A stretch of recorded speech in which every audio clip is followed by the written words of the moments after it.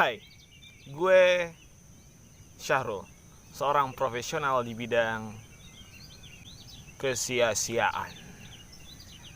Suatu waktu, mungkin lo pernah berada dalam kondisi merasa sia-sia, merasa nggak berguna, merasa sebagai sampah, dan ingin mengakhiri hidup saja.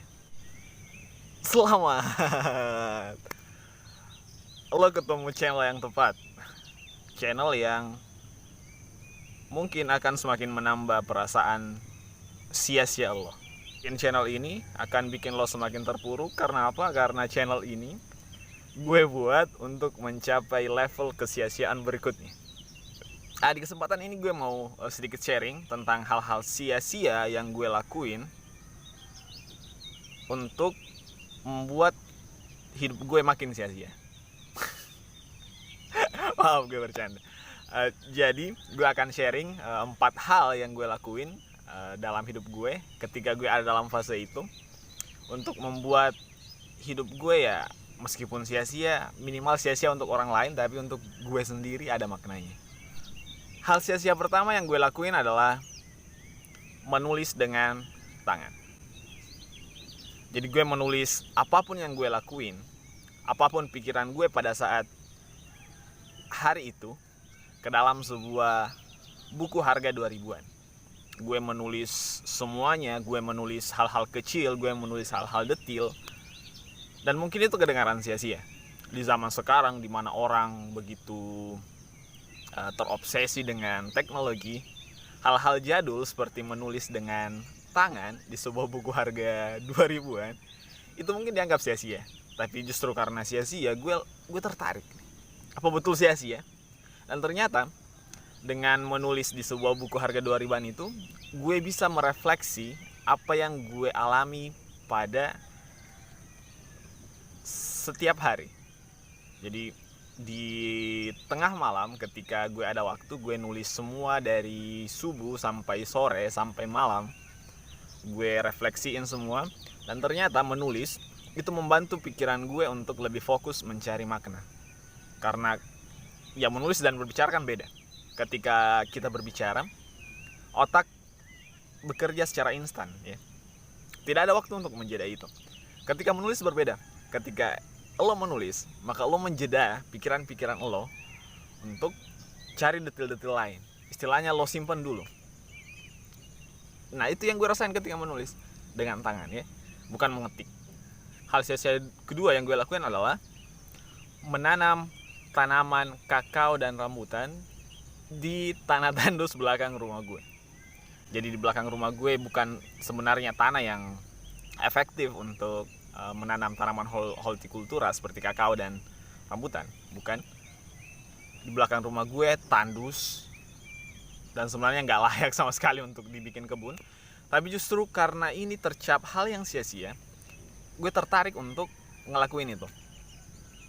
Dan manfaat yang gue lakuin, ya, dari hal-hal sia-sia yang gue lakuin itu, pertama, gue menghargai kehadiran sebuah organisme. Jadi untuk sebuah organisme seperti tanaman kakao dan rambutan hidup itu di tanah yang tandus pula, butuh perjuangan ekstra. Dan ketika tanaman itu tumbuh dengan baik, ada semacam makna yang gue dapat bahwa ya, bahwa kehidupan mungkin gak buruk-buruk amat. Sama dengan tanaman kakao dan tanaman rambutan yang gue tanam. Hal ketiga yang gue lakuin adalah lari pagi sampai batas fisik gue. Gue orang yang punya, entahkah ini berkah atau malah kutukan, gue punya sedikit masalah dalam otak gue yang terus memproses informasi. Jadi ketika fisik gue nggak memakan sekian banyak energi dalam tubuh gue lari ke otak, sehingga otak gue bekerja lebih powerful dibandingkan anggota tubuh yang lain. Dia bekerja dengan tidak wajar. Dia memikirkan hal-hal yang sebenarnya nggak harus dipikirin sih, atau bahasa sekarang itu disebut sebagai overthinking. Gue orang yang sering memikirkan segala sesuatu. Mungkin itu overthinking, mungkin juga bukan. Tapi kalau itu overthinking, maka gue nyari cara untuk ngeredam pikiran-pikiran gue. Caranya bagaimana? Dengan apa? Dengan lari pagi sampai batas fisik gue. Dengan lari pagi sampai batas yang disampai oleh fisik gue secara tidak langsung membuat energi dalam tubuh gue lari ke seluruh tubuh, sehingga otak gue jadi lebih, dia punya jeda istirahat. Iya, jadi dia tidak harus memikirkan segala sesuatu.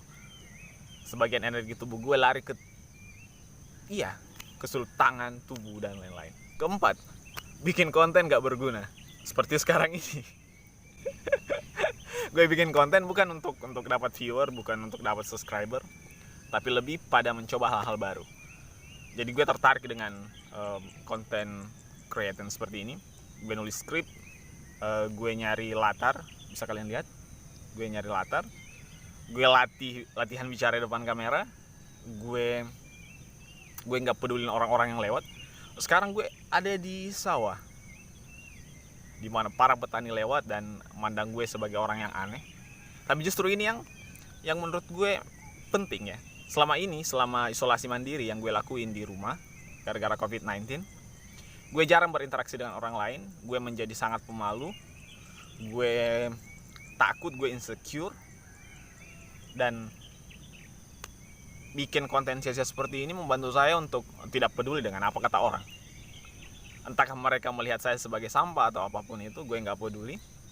Mungkin apa yang gue lakukan sia-sia menurut orang lain, tapi apa yang gue lakuin minimal gak sia-sia untuk diri gue sendiri. Dengan segala macam kesia-siaan yang gue lakuin, gue udah mendapat manfaat. Untuk sekarang gue bisa bertahan meskipun gue nggak tahu apa yang akan terjadi di masa mendatang. Nah, sedikit saran untuk lo semua yang kena kutukan melihat video ini, atau mungkin salah klik melihat video ini. Gue ingin beri sedikit masukan kepada lo semua. Apa itu? Sudah saatnya lo bertanya tentang apa itu kesia-siaan. Apakah betul hidup lo memang sia-sia atau bagaimana?